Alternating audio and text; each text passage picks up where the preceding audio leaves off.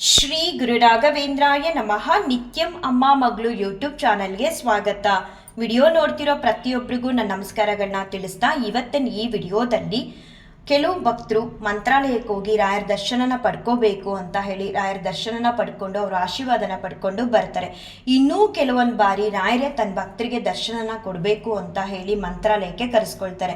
ಆದರೆ ನನ್ನ ಪಾಲ್ಗೆ ನೀನು ಮಠಕ್ಕೆ ಬರೋದು ಬೇಡ, ಮಂತ್ರಾಲಯಕ್ಕೆ ಬರೋದು ಬೇಡ, ನಾನೂ ಕೂಡ ನಿನ್ನನ್ನು ಕರೆಸ್ಕೊಳ್ಳಲ್ಲ ಮಂತ್ರಾಲಯಕ್ಕೆ, ನಿನ್ನಿದ್ದ ಕಡೆ ನಾನೂ ಕೂಡ ಇದ್ದು ನಾನು ನಿನ್ನ ಕೈಲಿ ಸೇವೆನ ತಗೊಳ್ತೀನಿ ಅಂತ ಹೇಳಿ ರಾಯರು ನನ್ನ ಮನೆಯ ಮನದಲ್ಲಿ ನೆಲೆಸಿದ್ದಾರೆ. ಆ ನನ್ನ ಮನೆಯ ಮನದಲ್ಲಿ ನೆಲೆಸಿರುವ ರಾಯರಿಗೆ ವರ್ಧಂತಿ ಪ್ರಯುಕ್ತ ನಮ್ಮನೇಲಿ ಇವತ್ತು ಯಾವ ರೀತಿ ಆಚರಣೆನ ಮಾಡಿದೆ, ಹಾಗೆ ರಾಯರಿಂದ ನನಗಾದ ಒಂದೊಂದು ಅನುಭವಗಳನ್ನು ಕೂಡ ಈ ವಿಡಿಯೋ ಮೂಲಕ ತಿಳಿಸ್ತೀನಿ. ಮನೆಯಲ್ಲಿ ಪೂಜೆ ಅಭಿಷೇಕ ತುಂಬ ಚೆನ್ನಾಗಾಯಿತು. ಕೆಲವೊಂದೊಂದು ಬಾರಿ ತಪ್ಪಾಗುತ್ತೆ, ಅದನ್ನು ಕೂಡ ರಾಯರು ಕ್ಷಮಿಸಿ ನಮಗೆ ಆಶೀರ್ವಾದನ ಮಾಡ್ತಾರೆ. ಹಿಂದಿನ ದಿನನೇ ಎಲ್ಲ ಪ್ರಿಪ್ರೇಷನ್ನ ಮಾಡಿಕೊಂಡೆ. 2 ದಿನ ಇದೆ ಅನ್ನೋ ಹಾಗೆ ನಾನು ಗುರುವಾರದ ಪೂಜೆ ಜೊತೆಗೆ ರಾಯರ ವರ್ಧಂತಿ ಕೂಡ ಬಂದಿದೆ. ಸ್ವಲ್ಪ ಸ್ಪೆಷಲ್ ಆಗಿ ಮಾಡೋಣ, ತುಂಬ ಸರಳವಾಗಿ ಮಾಡಿದೆ. ನಾನು ಅಂದ್ಕೊಂಡ ಮಟ್ಟಿಗೆ ಡೆಕೋರೇಷನ್ ಮಾಡಿಸೋ ಶಕ್ತಿ ನನಗಿರಲಿಲ್ಲ. ಆದರೂ ಸ್ವಲ್ಪ ಏನಾದರೂ ಚೇಂಜಸ್ ಮಾಡೋಣ, ಪ್ರತಿ ಗುರುವಾರ ಮಾಡೋ ಹಾಗೆ ಮಾಡೋದು ಬೇಡ ಅಂತ ಹೇಳಿ ನಮ್ಮ ಮನೆ ಹತ್ರ ಇರೋ ಡೆಕೋರೇಷನ್ ಅವ್ರಿಗೆ ನಾನು ಫೋನ್ ಮಾಡಿ ಹೇಳಿದ್ದೆ, ಈ ಥರ ಡೆಕೋರೇಷನ್ಗೆ ಬೇಕಾಗಿರೋ ಒಂದು ಸ್ವಲ್ಪ ಫ್ಲವರ್ಸ್ನ ಕೊಡಿ ಅಂತ. ಅವ್ರು ಹೇಳಿದ್ರು ಆಯಿತು ತರಿಸ್ಕೊಡ್ತೀವಿ ಮೇಡಮ್ ಅಂತ ಹೇಳಿದ್ರು. ನಾನೊಂದು 3 ಬಂಚಸ್ಸು ಹೇಳಿದ್ದೆ. ಸರಿ, ನಿನ್ನೆ ಸಂಜೆ ನಾವು ಹೊರಗಡೆ ಹೋಗಿ ಬೇರೆ ತುಳಸಿ ಹೂಗಳನ್ನ ತರೋದ್ರ ಜೊತೆಗೆ 2 ದಿನಕ್ಕೂ ಮುಂಚೆನೆ ಹೇಳ್ಕೊಂಡಿರ್ತೀನಿ ಫ್ಲವರ್ ಡೆಕೋರೇಷನ್ ಅವ್ರಿಗೆ ಒಂದಷ್ಟು ಫ್ಲವರ್ಸ್ ಬೇಕು ಅಂತ, ಅದನ್ನ ತನ್ನ ಮನೇಲಿ ಇಟ್ಬಿಡೋಣ, ಆಮೇಲೆ ಪರ್ಚೇಸಿಂಗ್ ಮುಗಿಸ್ಕೊಂಡು ಬರೋಣ ಹೊರಗಡೆ ಹೋಗಿ ಅಂತ ಹೇಳಿ ಹೋಗೋ ಸಮಯದಲ್ಲಿ ಫ್ಲವರ್ ಡೆಕೋರೇಷನ್ ಅವ್ರಿಗೆ ನಮ್ಮ ಮನೆಯವರಿಂದ ಫೋನ್ ಮಾಡಿಸ್ತೀನಿ. ಫೋನ್ ಮಾಡಿದ ತಕ್ಷಣ ಅವ್ರು ಹೇಳ್ತಾರೆ ಯಾರು ನೀವು ಅಂತ. ನಾನೇ ಫೋನ್ ಎತ್ಕೊಂಡು ಮಾತಾಡ್ತೀನಿ.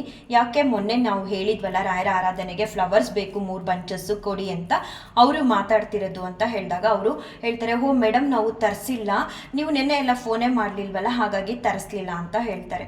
ನಾನು ಹೇಳಿದೆ ಮೊದಲನೇ ದಿನ ಮಾತಾಡ್ದಾಗಲೇ ನೀವು ಫಿಕ್ಸ್ ಆಗಿದ್ರಲ್ಲ ತರಿಸ್ಕೊಡ್ತೀನಿ ಅಂತ ಹೇಳಿಬಿಟ್ಟು ಮತ್ತೆ ಯಾಕೆ ಇವಾಗ ತರಿಸಿಲ್ಲ ಅಂತ ಹೇಳ್ತಿದ್ದೀರಲ್ಲ, ಅದು ಈ ಕೊನೆ ಮೂಮೆಂಟಲ್ಲಿ ನಂಗೆ ನಾಳೆ ಬೆಳಗ್ಗೆನೇ ಬೇಕಿತ್ತು ಹೂವು, ಯಾಕೆ ಈ ರೀತಿ ಮಾಡಿದ್ರಿ ಅಂತ ಸ್ವಲ್ಪ ರ್ಯಾಶ್ ಆಗಿ ಮಾತಾಡಿದೆ. ನಾನು ತುಂಬ ಬೇಜಾರಾಯಿತು. ನಾನೇನು ತುಂಬ ಹೆವಿ ಡೆಕೋರೇಷನ್ ಮಾಡಬೇಕು ಅಂತ ಅಂದ್ಕೊಂಡಿರಲಿಲ್ಲ. ಏನೇ ಒಂದು ಮನ್ಸು ಬರಬೇಕಾದ್ರೂ ಅದು ರಾಯರಿಂದನೇ ಕಾರಣ. ಸಿಂಪಲಾಗಿ ಮಾಡೋಣ ಅಂತ ಹೇಳಿ 2 ದಿನಕ್ಕೂ ಮುಂಚೆನೇ ಮಾತಾಡಿ ಹೂ ಬೇಕು ಅಂತ ಹೇಳ್ಕೊಂಡೆ. ನೋಡಿದ್ರೆ ಲಾಸ್ಟ್ ಮೂಮೆಂಟಲ್ಲಿ ಈ ಥರ ಇವ್ರು ಹೇಳಿಬಿಟ್ರಲ್ಲ ಅಂತ ಹೇಳಿ ಬೇಜಾರಾಯಿತು. ಈ ರೀತಿ ಮಾಡಬಾರ್ದಿತ್ತು ನೀವು ಅಂತ ಹೇಳಿ ನಾವು ಫೋನ್ ಕಟ್ ಮಾಡಿ ರಾಯರ ಹತ್ರ ಕೂತ್ಕೊಂಡು ಈ ರೀತಿ ಎಲ್ಲ ಆಯಿತು ಅಂತ ಹೇಳೋಕ್ಕೂ ಸಮಯ ಇಲ್ಲ, ಯಾಕಂದರೆ ಆಲ್ರೆಡಿ ನಾವು ಮಾರ್ಕೆಟ್ಗೆ ಪರ್ಚೇಸಿಂಗ್ ಮಾಡೋಕ್ಕೆ ಅಂತ ಹೋಗ್ತಿದ್ದೋ. ಏನು ಮಾಡೋದು, ಸರಿ ಆದಂಗೆ ಆಗಲಿ ಅಂತ ಹೇಳಿ ನಮ್ಮ ಮನೆಯವ್ರ ಹತ್ರ ಮಾವಿನ ಸೊಪ್ಪು ತರಿಸಿದೆ. ನನ್ನ ಮಗಳಿಗೆ ಹೇಳಿದೆ ಅದರಲ್ಲೇ ಏನಾದರೂ ಡೆಕೋರೇಟ್ ಮಾಡ್ತಿರು ನೀನು, ನಾವು ಹೊರಗಡೆ ಹೋಗ್ತಿದ್ದೀವಲ್ಲ ನೋಡೋಣ ಅಂತ ಹೇಳಿ ಹೊರಟ್ವಿ. ನಮ್ಮೂರಲ್ಲಿ ಏನು ಗೊತ್ತಾ, ತುಂಬ ಡಿಫ್ರೆಂಟ್ ಆಗಿರೋಂಥ ಹೂಗಳು ಸಿಗಲ್ಲ. ನಾರ್ಮಲ್ ಆಗಿ ಈ ವೈಟ್ ಸೇವಂತಿಗೆ, ಯೆಲ್ಲೋ ಸೇವಂತಿಗೆ, ಪರ್ಪಲ್ ಸೇವಂತಿಗೆ, ಬಟನ್ಸು, ಕಾಕಡ, ಮಲ್ಲಿಗೆ ಈ ಥರ ಸಿಗುತ್ತೆ ಅಷ್ಟೇ ಹೊರತು ಈ ಡೆಕೋರೇಷನ್ ಫ್ಲವರ್ಸು ಸಿಗಲ್ಲ. ಏನಾದರೂ ಬೇಕಂದರೆ ನಾವು ಮುಂಚಿತವಾಗಿ ಹೇಳ್ಕೊಬೇಕು, ಅವರು ಬೆಂಗಳೂರು ಇಲ್ಲ ಮೈಸೂರಿಂದ ತರಿಸ್ಕೊಡ್ತಾರೆ. ಏನು ಮಾಡೋದು ಹಿಂಗಾಗೋಯ್ತಲ್ಲ ಅಂತ ಹೇಳಿಬಿಟ್ಟು ನಾನು ತುಳಸಿ ಎಲ್ಲ ತೊಗೊಂಬರೋಕ್ಕೆ ಅಂತ ಹೋಗಿದ್ದೆ. ಹೋಗ್ತಾ ಒಂದಿನ ನಮ್ಮ ಮನೆಯವ್ರು ಒಂದು ರೂಟಲ್ಲಿ ಕರ್ಕೊಂಡು ಬರ್ತಾರೆ, ಅಲ್ಲೊಂದು ಫ್ಲವರ್ ಡೆಕೋರೇಷನ್ ಶಾಪ್ನ ನೋಡಿರ್ತೀನಿ. ನಾನು ನಮ್ಮ ಮನೆಯವ್ರಿಗೆ ಹೇಳ್ತೆ ಅಲ್ಲಿಗೆ ಹೋಗಿ ನೀವು ನನಗೆ ಸಿಗ್ಬೋದು ಅಂತ ಹೇಳ್ಬಿಟ್ಟು ಕರ್ಕೊಂಡು ಹೋಗ್ತೀನಿ. ಅಲ್ಲಿ ಅಂಗಡಿ ಓಪನ್ ಇರುತ್ತೆ, ಬಟ್ ಆ ಓನರ್ ಇರಲ್ಲ ಅಂಗಡಿಲಿ. ಮತ್ತು ಯಾರೋ ಒಬ್ಬರು ಕಸ ಗುಡಿಸ್ತಿರ್ತಾರೆ ಅಂಗಡಿ ಮುಂದೆ. ನಾನು ಕೇಳ್ತೀನಿ ಎಲ್ಲಿ ಹೋಗಿದ್ದಾರೆ ಈ ಫ್ಲವರ್ ಡೆಕೋರೇಷನ್ ಅವರು ಅಂತ ಹೇಳಿ. ಅವರೆಲ್ಲೋ ಆಚೆ ಹೋಗಿದ್ದಾರೆ ಛತ್ರದ ಹತ್ರ ಯಾವುದೋ ಡೆಕೋರೇಷನ್ಗೆ ಅಂತ ಹೇಳ್ತಾರೆ. ಸರಿ, ನನಗಿಲ್ಲಿರೋ ಹೂಗಳನ್ನ ತೊಗೊಳ್ಳ ಅಂತ ಕೇಳ್ತೀನಿ. ಅದೆಲ್ಲ ಆರ್ಟಿಫಿಷಿಯಲ್ ಹೂಗಳು. ನಾನು ನೋಡಿದ ತಕ್ಷಣ ನಿಜ ಫ್ಲವರ್ ಅಂದ್ಕೊಂಡ್ಬಿಟ್ಟೆ. ಸ್ವಲ್ಪ ಎತ್ಕೊಂಡು ಹೋಗ್ತೀನಿ, ನಿಮಗೆ ದುಡ್ಡು ಕೊಟ್ಬಿಟ್ಟು ತೊಗೊಳ್ಳ ಅಂತ ಕೇಳಿದೆ. ಅವರು ಇಲ್ಲ ಅಮ್ಮ ಅವ್ರು ಬರಬೇಕು, ಅವ್ರ ನಂಬರ್ ಇದೆ ಮೇಲ್ಗಡೆ, ಅದೆಲ್ಲ ಆರ್ಟಿಫಿಷಿಯಲ್ ಫ್ಲವರ್ಸು, ನೀವು ಬೇಕಾದರೆ ಅವ್ರನ್ನ ಕಾಂಟ್ಯಾಕ್ಟ್ ಮಾಡಿ ಅಂತ ಹೇಳ್ತಾರೆ. ಸರಿ, ನಾನೇನು ಮಾಡಿದೆ ಆಯಿತು ಅಂತ ಹೇಳಿ ನಮ್ಮ ಮನೆಯವ್ರಿಗೆ ಹೇಳಿ ಅವ್ರಿಗೆ ಫೋನ್ ಮಾಡಿಸ್ದೆ, ವಿಶ್ವನಾಥ್ ಅಂತ ಹೇಳಿ. ಅವರು ಫೋನ್ ಪಿಕ್ ಮಾಡಲಿಲ್ಲ, ಯಾಕಂದರೆ ಛತ್ರದಲ್ಲಿ ಅವರು ಡೆಕೋರೇಷನ್ ಮಾಡ್ತಿರ್ತಾರಲ್ವ, ನಮ್ಮ ಫೋನ್ ಪಿಕ್ ಮಾಡಲಿಲ್ಲ. ಏನು ಮಾಡೋದು ನೋಡೋಣ ಏನಾರ ಆಗಲಿ ಅಂತ ಹೇಳಿಬಿಟ್ಟು ನಾನು ತುಳಸಿ ತೊಗೊಂಡು ಬರೋಕ್ಕೆ ಹೋಗೋ ರೋಡಲ್ಲೇ ರಾಯರ ಮಠ ಇದೆ, ಒಳಗಡೆ ಹೋಗಬೇಕು ಅಂತ ಅನಿಸುತ್ತೆ. ಹೋಗ್ಬಿಟ್ಟು ನಾನು ರಾಯರ ಹತ್ರ ಹೇಳ್ತಿರ್ತೀನಿ, ಪ್ಲೀಸ್ ರಾಯಪ್ಪ ನಾನು ಈ ಥರ ಅಂದ್ಕೊಂಡಿದ್ದೆ, ನೋಡಿದ್ರೆ ನಮಗೆ ತರಿಸ್ಕೊಡ್ತೀವಿ ಫ್ಲವರ್ ಅಂದಿರೋರು ತರಿಸ್ಕೊಡ್ದೆ ಹೋದರು, ಪ್ಲೀಸ್ ರಾಯಪ್ಪ ಹೇಗಾದರೂ ಮಾಡಿ ನನಗೆ ಫ್ಲವರ್ಸ್ ಬೇಕು ಅಂತ ಕೈ ಮುಗಿತಿದ್ದೆ ಅಷ್ಟೇ ರಾಯರ ಮಠದಲ್ಲಿ. ಅಷ್ಟರೊಳಗಡೆ ನಾವು ಕಾಲ್ ಮಾಡಿದ್ವಲ್ಲ ವಿಶ್ವನಾಥನ್ ಅವ್ರಿಗೆ, ಅವರೇ ಕಾಲ್ ಬ್ಯಾಕ್ ಮಾಡಿ ನಮ್ಮ ಮನೆಯವ್ರ ಜೊತೆ ಮಾತಾಡ್ತಿದ್ರು. 1-2-3 ನಿಮಿಷ ಬಿಟ್ಟು ಬರ್ತೀವಿ ಅಂತ ನಮ್ಮ ಮನೆಯವ್ರು ಹೇಳಿದ್ರು. ಮತ್ತೆ ಹೋಗಿ ಅಲ್ಲಿ ಅವ್ರಿಗೆ ಹೇಳಿದೆ, ಈ ಥರ ಮುಂಚೆ ಒಬ್ರಿಗೆ ಹೇಳ್ಕೊಂಡಿದ್ದು, ಅವ್ರು ತರಿಸ್ಕೊಡ್ಲಿಲ್ಲ, ನಾಳೆ ರಾಯರ ವರ್ಧಂತಿ ಇದೆ, ನನಗೆ ಸ್ವಲ್ಪ ಫ್ಲವರ್ಸ್ ಬೇಕು ಅಂತ. ಅವ್ರು ಹೇಳಿದ್ರು ಆರ್ಡರ್ಸ್ ಇಲ್ಲ ಅಮ್ಮ, ಹೆಚ್ಚಾಗಿ ಎಲ್ಲ ಮದುವೆ ಸೀಸನ್ ಅಲ್ವಾ, ಎಲ್ಲ ತರಿಸಿದ್ದೆಲ್ಲ ನಾನು ಡೆಕೋರೇಷನ್ಗೆ ಯೂಸ್ ಮಾಡಿಬಿಟ್ಟಿದ್ದೀನಿ, ಇನ್ನು ಸ್ವಲ್ಪ ಇದೆ, ಕಾಸ್ಟ್ಲಿ ಆಗುತ್ತೆ ಅಂದರು. ನಾನು ಮುಂಚೆ ಹೇಳ್ಕೊಂಡಿದ್ನಲ್ಲ ಫ್ಲವರ್ ಡೆಕೋರೇಷನ್ ಅವರು, ಅವ್ರು ಹೇಳಿದ ರೇಟ್ಗಿಂತ ಡಬಲ್ ರೇಟ್ ಹೇಳಿದ್ರು ಇವರು. ಪರವಾಗಿಲ್ಲ ಅಂಕಲ್ 2 ಕೊಡಿ ಅಂತ ಹೇಳಿ ತೊಗೊಂಡಾದ್ಮೇಲೆ ಅವ್ರಿಗೆ ಏನು ಅನ್ನಿಸ್ತೋ ಏನೋ ಗೊತ್ತಿಲ್ಲ, ಕಮ್ಮಿ ಮಾಡಿದ್ರು, ರೇಟ್ನ ಕಮ್ಮಿ ಮಾಡಿದ್ರ ಜೊತೆಗೆ ಎಕ್ಸ್ಟ್ರಾ ಒಂದು ಫ್ಲವರ್ ಬೊಕ್ಕೆನ ಕೊಟ್ಟರು. ಒಂದು ಬೊಕ್ಕೆಲಿ 10 ಇರುತ್ತೆ ಫ್ಲವರ್ಸು. ನಾನು ಯಾಕೆ ಅಂತ ಕೇಳಿದೆ, ಇಲ್ಲ ತಗೊಳ್ಳಿ ನಾಳೆ ರಾಯರ ಆರಾಧನೆ ಇದೆ ಅಂತ ಹೇಳಿದ್ರಲ್ಲ, ತಗೊಳ್ಳಿ ಅಂತ ಹೇಳಿ ಕೊಟ್ಟು, ಜೊತೆಗೆ ಎಕ್ಸ್ಟ್ರಾ ಈ ಗ್ರಾಸಸ್ ಬರುತ್ತಲ್ಲ ಅದನ್ನು ಕೂಡ ನನಗೆ ಕೊಟ್ಟರು. ನಮ್ಮೂರಲ್ಲಿ ಸಡನ್ ಆಗಿ ಈ ರೀತಿ ಡೆಕೋರೇಷನ್ ಫ್ಲವರ್ಸ್ಗಳು ಸಿಗೋದು ಕಷ್ಟ, ಆರ್ಡ್ರ್ ಮಾಡಿರೋರು ಕೂಡ ನನಗೆ ಇಲ್ಲ ಅಂತ ಹೇಳಿದ್ರು. ಆದರೆ ರಾಯರ ಹತ್ರ ಮಠದಲ್ಲಿ ಹೋಗಿ ಕೈ ಮುಗಿತಿದ್ದೆ, ಈ ಥರ ಬೇಕಪ್ಪ ಪ್ಲೀಸ್ ಅಂತ. ಅಷ್ಟರೊಳಗಡೆ ಎಲ್ಲೋ ಒಂದು ಕಡೆ ರಾಯರು ವ್ಯವಸ್ಥೆನ ಮಾಡಿಕೊಟ್ರು. ರಾಯರಂದರೆ ಹೀಗೆ, ಒಂದು ಕಡೆ ಏನೋ ತಪ್ಪುತ್ತೆ ಅಂದರೆ ನನ್ನ ಪಾಲ್ಗೆ, ಇನ್ನೊಂದು ಕಡೆ ಏನಾದರೂ ಇಟ್ಟಿರ್ತಾರೆ, ಹೇಗಾದರೂ ಮನೆಗೆ ಅದನ್ನು ತಲುಪಿಸ್ತಾರೆ. ನನಗಾದ ಇನ್ನೊಂದು ಅನುಭವನ ಹೇಳಬೇಕಂತ ಅಂದರೆ, ನಾನು ಏನೇ ಆದರೂ ರಾಯರ ಹತ್ರ ಹೇಳ್ತೀನಿ, ರಾಯರೇ ನಿಮ್ಗೆ ಈ ಥರ ಬರ್ಡೇಗೆ ಹೀಗೆ ಮಾಡ್ಬೇಕು ಅಂದ್ಕೊಂಡಿದ್ದೀನಪ್ಪ, ನೈವೇದ್ಯಗಳು ಈ ರೀತಿ ಮಾಡ್ತೀನಿ, ಅಲಂಕಾರ ಹೀಗೆ ಮಾಡಬೇಕು ಅಂತ ಅಂದ್ಕೊಂಡಿದ್ದೀನಿ, ಎಲ್ಲವೂ ಕೂಡ ಚೆನ್ನಾಗಾಗಲಿ ಅಂತ.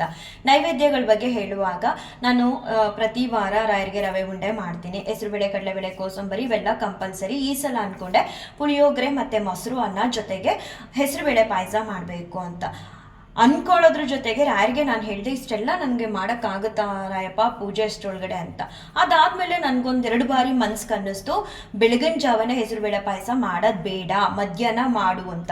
ಆದರೆ ನಾನು ಅದನ್ನು ಮನ್ಸಿಗೆ ಹಾಕ್ಕೊಳ್ಳಿಲ್ಲ, ತಟ್ಟೆ ತುಂಬಿ ಕೊಡಬೇಕು ರಾಯರಿಗೆ, ಬೆಳಿಗ್ಗೆನೇ ಹೆಸರುಬೇಳೆ ಪಾಯಸನೂ ಮಾಡೇ ಕೊಡಬೇಕು ಅಂತ ಹೇಳ್ಕೊಂಡು ಒಂದು ಕಡೆ ಡೆಕೋರೇಟ್ ಮಾಡ್ತಿದ್ದೆ, ಇನ್ನೊಂದು ಕಡೆ ಅಡುಗೆ ಮನೆಯಲ್ಲಿ ರಾಯರಿಗೆ ನೈವೇದ್ಯ ಕೂಡ ರೆಡಿ ಮಾಡ್ತಿದ್ದೆ. ಹೆಸರುಬೇಳೆ ಪಾಯಸನ ರೆಡಿ ಮಾಡ್ತಿದ್ದೆ, ಅದು ಸ್ವಲ್ಪ ತೆಳು ಬಂದ್ಬಿಡ್ತು. ಆಮೇಲೆ ಗೊತ್ತಾಯಿತು ಇಷ್ಟೊಂದು ತೆಳು ಇದೆಯಲ್ಲ, ಅಂದರೆ ನಾನು ಹೆಸರುಬೇಳೆನ ಕಮ್ಮಿ ಹಾಕ್ಕೊಂಡಿದ್ದೆ. ಏನು ಮಾಡೋದು ಈ ಟೈಮಲ್ಲಿ ನನಗೆ ಗೊತ್ತಾಗ್ತಿಲ್ಲ. ಮತ್ತೆ ಎಕ್ಸ್ಟ್ರಾ ಹೆಸರುಬೇಳೆನ ಹುರಿದು ನಾನು ಬಾಯ್ಲ್ ಮಾಡಿ ಹಾಕಿದ್ರು ಅದರಲ್ಲೂ ನೀರಿನ ಅಂಶ ಜಾಸ್ತಿ ಆಗುತ್ತೆ. ಏನಪ್ಪ ಮಾಡೋದು, ಈ ಕಡೆ ಡೆಕೋರೇಷನ್ ಮಾಡ್ತಿದ್ದೀನಿ, ಈ ಕಡೆ ಪಾಯಸ ಈ ರೀತಿ ಆಯಿತು.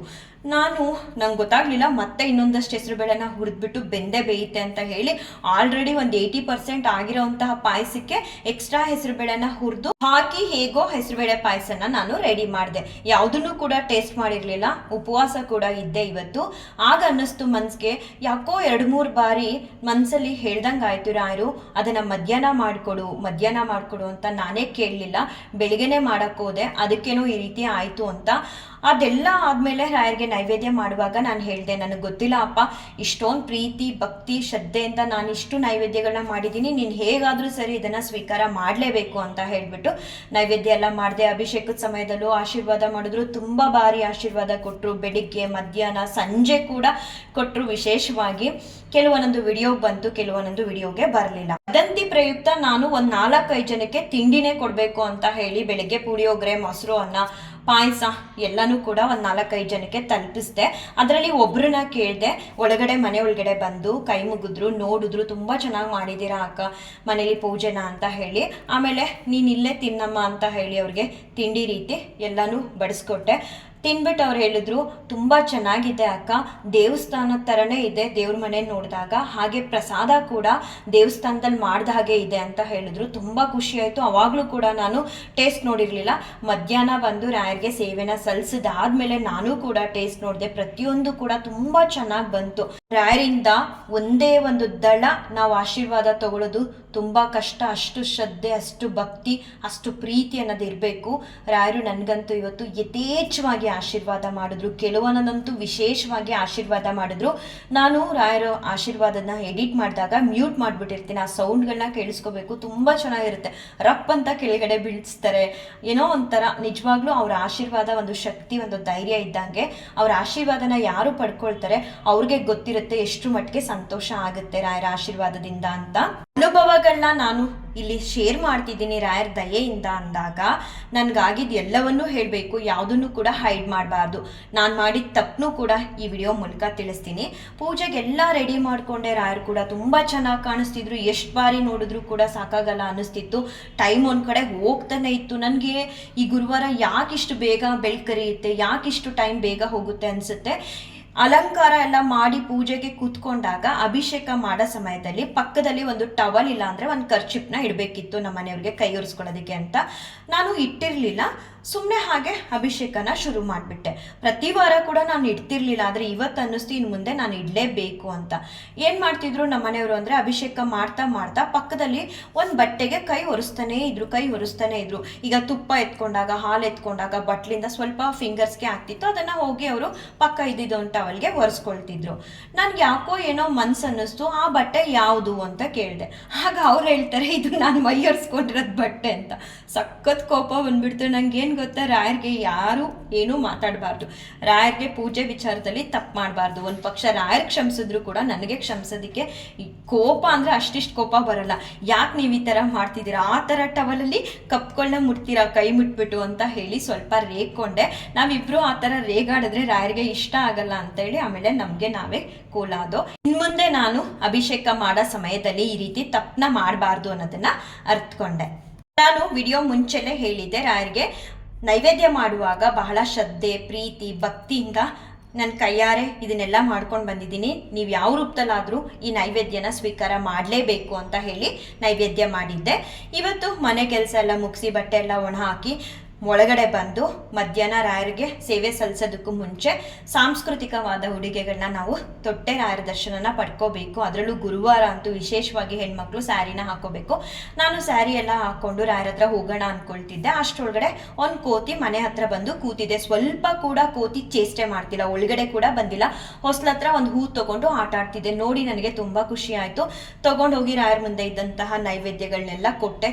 ಚೆನ್ನಾಗಿ ತಿಂದು ಸ್ವಲ್ಪ ದೂರ ಹೋಗೋದು ಮತ್ತೆ ವಾಪಸ್ ಬರೋದು, ಆಗ ಮತ್ತೆ ಇನ್ನೊಂದಷ್ಟು ಪ್ರಸಾದನ ಕೊಟ್ಟೆ. ಆಮೇಲೆ ಅನ್ಕೊಂಡೆ ನಿಂಗೀಗ ತೃಪ್ತಿ ಆಯ್ತು ಅಂತ ಅನ್ಕೊಳ್ತೀನಿ ಅಂತ. ಹಂಗೆ ಅನ್ಕೊಂಡ ತಕ್ಷಣ ಆ ಕೋತಿ ಹೋಯ್ತು. ಆ ಕೋತಿ ಜೊತೆ ಇನ್ಯಾವ ಬೇರೆ ಕೋತಿಗಳು ಇರಲಿಲ್ಲ. ಒಂದೇ ಒಂದು ಕೋತಿ ಬಂದು ಸೈಲೆಂಟಾಗಿ ರಾಯರ್ಗಿಟ್ಟಿದ್ದಂತಹ ನೈವೇದ್ಯಗಳನ್ನ ಸ್ವೀಕಾರ ಮಾಡ್ಕೊಂಡು ಹೋಯ್ತು. ರಾಯರು ಎಷ್ಟೇ ಆಶೀರ್ವಾದ ಮಾಡಿದ್ರು ನನಗೆ ಈ ಥರ ಬೇಕು ಅಂತ ಕೇಳ್ಕೊಳ್ಳೋ ಮನಸ್ಸೇ ಬರಲ್ಲ. ರಾಯರ ಮುಂದೆ ಕೂತಾಗಲಿ ಎಲ್ಲರೂ ಇದ್ದಾಗಲಾಗಲಿ ನಾನು ಈ ಥರ ರಾಯರ ಹತ್ರ ಕೇಳಬೇಕು, ನನಗೆ ಈ ಥರದ್ದು ಬೇಕು ಅಂತ ಕೇಳೋ ಮನಸ್ಸೇ ಕೊಡಲ್ಲ ಭಗವಂತ. ಅವ್ರ ಮುಂದೆ ಕೂತಿರ್ತೀನಿ, ಅವ್ರು ಆಶೀರ್ವಾದ ಮಾಡ್ತಾರೆ, ಶ್ಲೋಕಗಳು ಹೇಳ್ತಿರ್ತೀನಿ, ಆಶೀರ್ವಾದ ಮಾಡ್ತಾರೆ, ಏನಾದರೂ ಮಾತಾಡ್ತಿರ್ತೀನಿ, ಆಶೀರ್ವಾದ ಮಾಡ್ತಾರೆ. ಏನಾದರೂ ಪ್ರಾಬ್ಲಮ್ ಅಂತ ಹೇಳಬೇಕು ಅಂದ್ಕೊಳ್ಳೋದಕ್ಕೂ ಮುಂಚೆನೇ ನನ್ನಿಂದ ಅದೆಲ್ಲ ಸಾಲ್ವ್ ಆಗಿರುತ್ತೆ. ನಾನು ಇಷ್ಟ ತಿಳಿಸೋದಕ್ಕೂ ಮುಂಚೆ ಅವೆಲ್ಲ ಈಡೇರುತ್ತೆ. ಇನ್ನೇನು ಕೇಳ್ಕೋಬೇಕು, ಅಪ್ಪಿ ತಪ್ಪಿ ಏನಾದರೂ ಕೇಳಬೇಕು ಅಂತ ಅನ್ಕೊಂಡು ಹೋದ್ರು ನನಗೆ ಆ ಮನ್ಸು ರಾಯರ ಮುಂದೆ ಕೂತಾಗ ಬರಲ್ಲ. ಅಂತೂ ಇವತ್ತು ರಾಯರ ವರ್ಧಂತಿ ತುಂಬ ಚೆನ್ನಾಗಿ, ತುಂಬ ಸರಳವಾಗಿ ಮನೆಯಲ್ಲಿ ಮಾಡಿದೆ. ರಾಯರಿಂದ ಹೆಚ್ಚಿನ ಆಶೀರ್ವಾದನ ಪಡ್ಕೊಂಡೆ. ರಾಯರು ನನಗೆ ಕೊಟ್ಟಿರುವಂಥ ಆಶೀರ್ವಾದಗಳು ನಿಮ್ಮೆಲ್ಲರ ಮೇಲೂ ಇರಲಿ ಅಂತ ನಾನು ರಾಯರ ಹತ್ರ ಬೇಡ್ಕೊಳ್ತಾ ಈ ವಿಡಿಯೋನ ಏನು ಮಾಡ್ತೀನಿ. ಶ್ರೀಕೃಷ್ಣಾರ್ಪಣಮಸ್ತು, ಶ್ರೀಕೃಷ್ಣಾರ್ಪಣಮಸ್ತು, ಶ್ರೀಕೃಷ್ಣಾರ್ಪಣಮಸ್ತು.